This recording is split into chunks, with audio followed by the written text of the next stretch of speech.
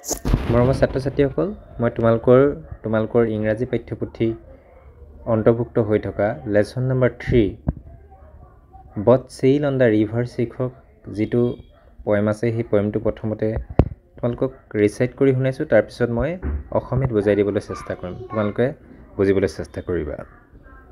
এতিয়া চোৱা, বট চেইল অন দ্য ৰিভাৰ্ছ, বট sail on the reverse and ships sail on the seas, but clouds that sail across the sky are prettier far than these. There are bridges on the rivers as pretty as you please, but the boat that bridges heaven and overtops the trees and builds a road from earth to sky is prettier far than this. পুনৰ চোৱা, but sail on the rivers and ships sail on the seas, but clouds that sail across the sky are prettier far than this. There are bridges on the rivers as pretty as you please, but the boat that bridges heaven and overtops the trees and builds a road from earth to sky is prettier far than this. পয়েমটো কোনে লিখিছে? Christina Georgina Rossetti. এতিয়া অসমীয়াত কেনেকৈ পয়েমটো হ'ব, ইয়াৰ অৰ্থটো কেনেধৰণে হ'ব তোমালোকে শুনাচোন। But sail on the rivers and ships sail on the seas.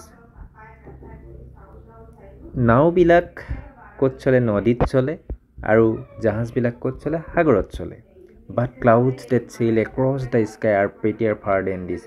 কিন্তু আকাশত চলা ডাৱৰবিলাক এই নদীত চলা নাওবিলাক আৰু সাগৰত চলা জাহাজবিলাকতকৈও ধুনীয়া বুলি কৈছে। There are bridges, second stanzaটো এতিয়া মন কৰা। There are bridges on the rivers as pretty as you please. নদীৰ ওপৰত থকা ব্ৰিজেছ মানে কি? দলংবিলাক কি হয়? as pretty as you please, তুমি ভবা ধৰণেই ধুনীয়া। তাৰপিছত চোৱা, but the boat that bridges heaven and overtops the trees.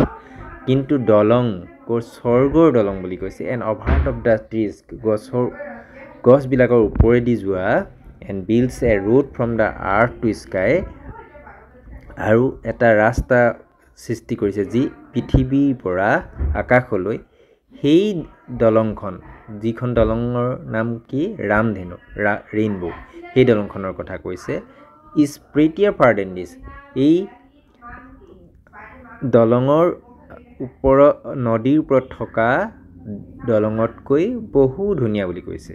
এতিয়া পয়েমটোত এই কথাই কোৱা হৈছে যে মানুহে সৃষ্টি কৰা ধুনীয়া বস্তুতকৈ প্ৰকৃতিয়ে সৃষ্টি কৰা বস্তুবিলাক আৰু ধুনীয়া, সেই কথাটো বুজাবলৈ পয়েমটো লিখা হৈছে, হয়নে? নিশ্চয় পয়েমটো বুজি পালা। আজি পাঠ ইমানতে সামৰিছোঁ। পুনৰ অন্য এটা পাঠৰ সৈতে পুনৰ লগ হ'ম। ধন্যবাদ।